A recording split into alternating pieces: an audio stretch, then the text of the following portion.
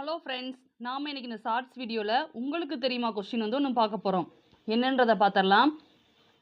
1862ஆம் ஆண்டு ஜூன் 26ஆம் நாளில் விக்டோரியா மகாராணி வழங்கிய காப்புரிமை கடிதத்தின் மூலம் சென்னை, பம்பாய், கல்கத்தா ஆகிய மாகாணங்களில் உயர் நீதிமன்றங்கள் தோற்றுவிக்கப்பட்டன. ஓகேவா?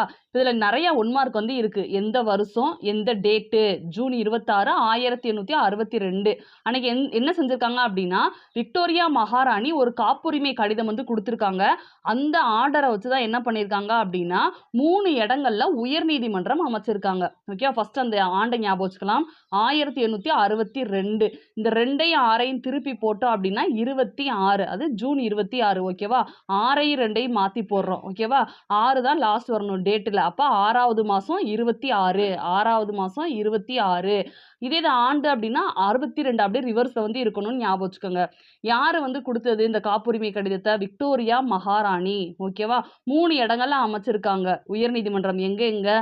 சென்னை, பம்பாய், கொல்கத்தா. ஓகேவா? சென்னை, பம்பாய், கல்கத்தா. இது எப்படி ஞாபகம் வச்சுக்கலாம் அப்படின்னா, சி புக்கை காப்பாற்றணும்னு விக்டோரியா மகாராணி சொல்லியிருக்காங்க. சி புக் அப்படின்ற மாதிரி ஞாபகம் வச்சுக்கோங்க. சி புக்கை காப்பாற்றணும்னு தான் விக்டோரியா மகாராணி கொடுத்தாங்க இந்த டேட்டில் அப்படின்ற மாதிரி ஞாபகம் வச்சுக்கலாம்.